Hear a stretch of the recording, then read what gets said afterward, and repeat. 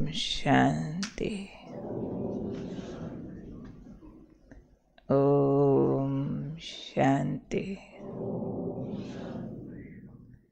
आज का स्वमान, मैं कर्मयोगी आत्मा हूँ। कर्मयोगी की डेफिनेशन जो दुनिया वाले समझते हैं और जो बाबा ने हमको समझाई है, बहुत अंतर है। लोग तो समझते हैं अपने दुनिया के घर गृहस्थी के काम ठीक से करो, फर्ज अच्छे से निभाओ, ईमानदारी से कमाओ, भले दिन रात उसी में लगे रहो, वही आपका योग है, वही आपका धर्म है, वही आपकी भक्ति है।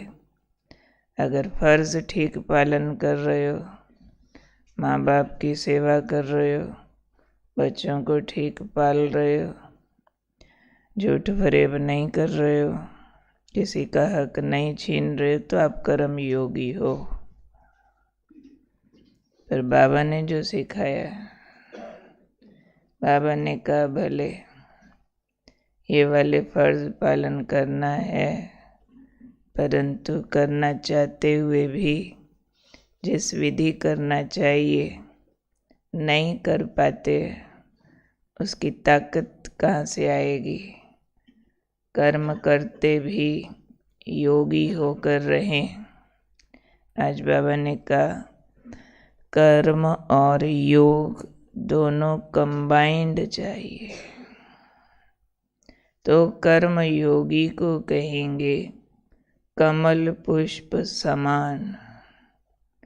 कर्म में रहते हुए माया के कीचड़ के वाइब्रेशन से मुक्त, कर्म के बोझ से मुक्त। कितना भी सिंसियरली कोई कर्म करे, पर कर्म का बोझ आत्मा की शक्तियाँ नष्ट करता है।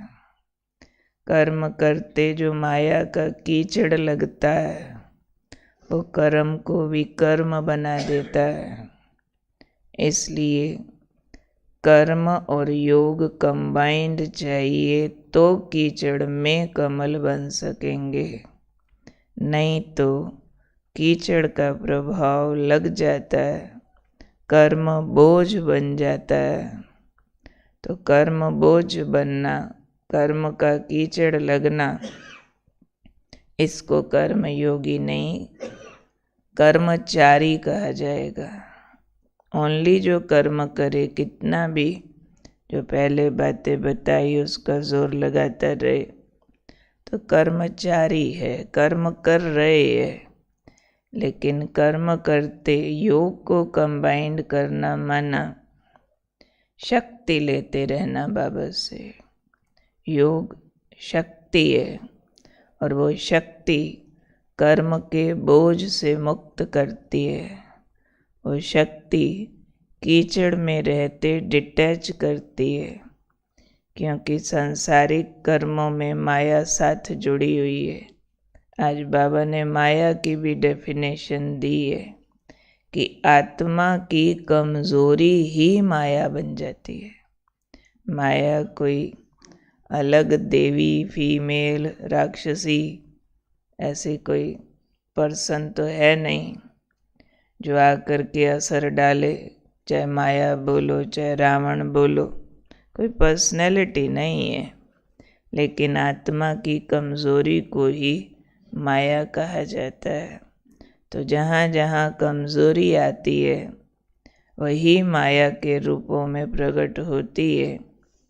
तो उसका सॉल्यूशन आज बाबा ने बताया कि कैसे हम कर्म और योग को कंबाइंड करके शक्तिशाली हो जाएं।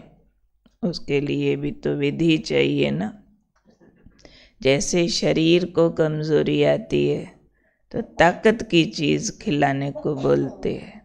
फिर ताकत की चीज़ ऊपर से मिले इसको, तो इसमें शक्ति आ जाए। और आजकल उसके लिए ताज़ा भोजन, नेचुरल भोजन बहुत ज़ोर देते हैं कि उससे शक्ति आती है। तो बाबा कहते आप लोगों को भी ताज़ा शक्तिशाली भोजन चाहिए, रोज़ चाहिए, और वो भोजन है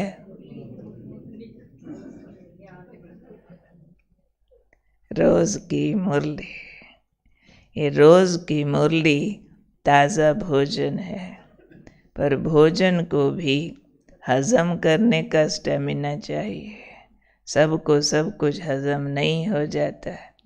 कईयों को तो स्प्राउट्स ही हज़म नहीं होते, कहते ना कच्चा खा के ना ये वो हो जाता है। अच्छा भाई सलाद खा लो, कहेंगे नहीं ये हज़म नहीं होता। कमाल है भाई, अच्छी चीज़ भी आपको हज़म नहीं होती है। तो बाबा ने कहा मुरली हज़म करनी हो ना, तो उसके लिए मनन शक्ति चाहिए। जैसे कहते हैं चबा चबा चबा के खाओ या स्टीम करके खाओ तो हज़म हो जाए, तो ऐसे ही मुरली को चबाओ, यानी बार बार मन में दोहराओ और उसको अपने साथ रिलेट करो। बाबा ने ये कहा है, मेरे ऊपर कैसे लागू होता है, इसको यूज़ किया, फिर उसके क्या लाभ हुए, उसको प्रयोगशाला में डालना होता है। ज्ञान के फार्मूलाज को प्रयोगशाला में डाल करके उसका प्रोडक्ट बनाना होता है। प्रोडक्ट माना रिपोर्ट निकालनी होती है। इस पॉइंट से शांति आई, इस पॉइंट से शक्ति आई, इस पॉइंट से मोह खत्म हुआ, इस पॉइंट से फलानी समस्या भागी, इस पॉइंट से बीमारी भागी। तो ये मनन के रिजल्ट निकलेंगे ना। ज्ञान मुरली का ज्ञान तो फार्मूलाज है, मनन है फिर लेबोरेटरी, उसमें डालो, उसका फिर रिपोर्ट निकालो। तब बाबा ने कहा माया की कीचड़ से सेफ रह सकेंगे, नहीं तो कर्म क्षेत्र पर जाते हैं तो कीचड़ लग जाता है, कोई ना कोई कर्म का बोझ आ जाता है। जैसे योद्धा युद्ध के मैदान में जाए तो हथियारों समेत और ट्रेनिंग समेत जाता है तो युद्ध जीत के आता है। हथियार हो ट्रेनिंग ना हो तो भी कोई काम का नहीं, ट्रेनिंग हो हथियार ना हो तो भी कोई काम का नहीं। तो ये ज्ञान मुरली के पॉइंट्स, ये हमारे हथियार है, अस्त्र शस्त्र है। इनको बुद्धि में धारण करके कर्म में उतरना है। इनके बिना उतरे तो फिर कोई ना कोई कमज़ोरी साथ में काम करती है, और वो कमज़ोरियाँ कर्म को बोझ महसूस कराती है। और जहाँ कर्म बोझ महसूस होगा, जाने अनजाने कोई ना कोई अवगुण प्रयोग हो जाएंगे, क्योंकि बोझ आएगा, बहुत सारे छोटे मोटे कीड़े मकोड़े और ले आएगा। कहीं उदासी आएगी, कहीं डर आएगा, कहीं निराशा आएगी, तभी तो बोझ महसूस हो रहा है ना। ऐसा ना हुआ तो, वैसा हो गया तो, ये बोझ है। ये जैसे ही ये वाले अंदर सूक्ष्म कोई ना कोई बातें काम करती है तो उसके रिजल्ट में फिर कोई भी विकर्म हो जाता है, चाहे क्रोध के रूप में होगा या किसी भी रूप में कर्म में गलती करेंगे ज़रूर। तो वो जो बोझ है, कर्म बोझ प्रैक्टिकल में बन के विकर्मों का एक उल्टा चक्र शुरू हो जाता है, विशेष साइकिल जिसको बोलते हैं। इसलिए बाबा ने कहा संभाल संभाल करके कर्म करना, संभाल संभाल के करना, माना हर कर्म को ज्ञान के तराजू में तोलो, ज्ञान से रिलेट करो। बाबा क्या कहता, ज्ञान क्या कहता, उस हिसाब से ये वाला कर्म किया जाना चाहिए या नहीं, और अगर करना है तो किस विधि से करना है। क्योंकि मैं कर्म योगी आत्मा हूँ, योग युक्त होकर कर्म करती हूँ। कर्म इसलिए नहीं करते कि हमारी चॉइसेस है, कंबाइंड है ना कर्म और योग। कर्म इसलिए करते हैं कि भगवान का हुक्म है, हम उसके कहे पर उसके लिए करते हैं। कर्म भी उसी को अर्पित करते जाएं। कर्म को अपनी चॉइस नहीं, श्रीमत मान रहे हैं ये बनाते हैं। अगर श्रीमत मान के कर्म कर रहे हैं तो आराम से श्रीमत कर्म में यूज होती रहेगी। कर्म मेरी चॉइस है तो फिर उस चॉइस को भी बाबा के आगे रिक्वेस्ट रूप में डालेंगे।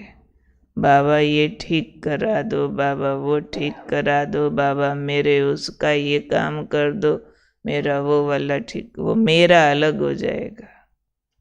बाबा कहेगा कर्म तेरा है तो तू जान, मुझे क्यों बुलाता बीच में, पहले कर्म मुझे अर्पित कर, फिर ठेकेदार मैं बैठा हूँ उसके भले बुरे का। हम कर्म का ठेका खुद ले लेते हैं, सिर्फ मदद बाबा की मांगते हैं तो भक्तों माफिक हो जाता है। फिर मदद की भी रेजगारी मिलती है, भक्तों को तो रेजगारी मिलनी होती है। लेकिन कर्म अर्पित करके करते हैं तो जैसे अधिकारी हो जाते हैं, बाबा की मदद के भी अधिकारी, शक्तियों के भी अधिकारी, क्योंकि हम कर्म बाबा की चॉइस से कर रहे हैं। बाबा का हुक्म है इसलिए परिवार पाल रहे हैं, बाबा का हुक्म है इसलिए जॉब कर रहे हैं, बाबा का हुक्म है इसलिए हमने निभाना है। तो उस अनुसार करते हैं तो कर्म बोझ नहीं बनता है, एक्टिंग बन जाता है। न्यारे होकर करते हैं, उसके फायदे और नुकसान के प्रभाव से मुक्त होते हैं। नहीं तो कर्म की फितरत है, कलयुगी समाज साथ में चल रहा है ना, कोई कर्म बहुत अच्छी सफलता दिखाएगा, कोई कर्म बाहरी रूप सो कॉल्ड दुनिया वालों की लैंग्वेज में असफलता दिखाएगा। भले आप कितने भी अच्छे योग युक्त होके करो, लेकिन बाहरी दुनिया की डेफिनेशन साथ में चलती है। तो कोई कर्म में लगेगा बहुत बढ़िया रिजल्ट आ गया, कोई कर्म में लगेगा सब उल्टा पुल्टा हो गया। लेकिन जो कर्म और योग को कंबाइंड रख के चल रहे हैं, बाबा का दिया हुआ काम समझ के हुक्म बजाना बस ये सोच के कर रहे हैं, तो भले बुरे दोनों के प्रभाव से मुक्त हो जाएंगे। अच्छी सफलता दिखाई दी तो छलांगे नहीं मारेंगे, वाह भाई वाह जैसे आसमान तोड़ दिया, नहीं। और फिर नुकसान हो गया तो फर्क कोई पड़ता नहीं है। तुम जानो तेरा भाना मीठा लगे, न्यूट्रल होते जाएंगे। इस तरह के रिएक्शन से न्यूट्रल होते जाएंगे और वो बहुत ऊंची अवस्था होती है। तो हम कर्म योगी आत्माएं हैं। कर्म योगी माना, बाबा ने कहा कर्म योगी माना ही कमल समान, जो बोलते हो ना कि हमारे को बाबा ने क्या कहा हुआ, घर गृहस्थ में रहते ऐसे रहो जैसे कीचड़ में कमल रहता है। तो ये है फिर कमल समान अवस्था, कीचड़ से अप्रभावित। अब कीचड़ कमल को एक तरफ खुराक भी दे रहा है, दूसरे तरफ गंदगी भी है, पर कमल जो है वो खुराक खाते हुए भी निर्लिप्त है। तो कलयुगी दुनिया से हम कुछ न कुछ लेन देन सब कुछ कर ही रहे, पर उसमें जो माया है साथ में लगी हुई, उससे अप्रभावित होते हैं। उसका कारण ये योग कंबाइंड है। तो कर्म करना और फल का आना दोनों करे करावे आपे आप, बाबा पर अर्पित है। तो ये हमारी कर्म योगी की अवस्था है। तो याद रखना होता है दिन भर में कि मैं कर्म और योग को कंबाइंड रख के चलने वाली आत्मा हूँ।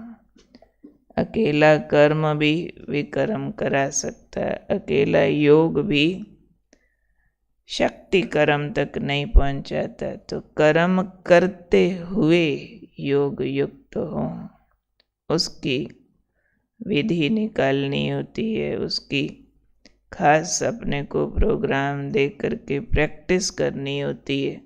नहीं तो मन बुद्धि को आदत है, कर्म करने लगता है तो उसी में घुस जाएगा। योग करते कर्म छूट जाए, कर्म करते योग छूट जाए तो युद्ध कैसे जीतेंगे? दोनों साथ साथ चाहिए। हाँ, ये ज़रूर है, भले प्रैक्टिस के लिए हम बहुत बार कर्म छोड़ के योग करते, वो प्रैक्टिस के लिए है, पर पर्पस तो ये है कि कर्म योग युक्त हो जाएं।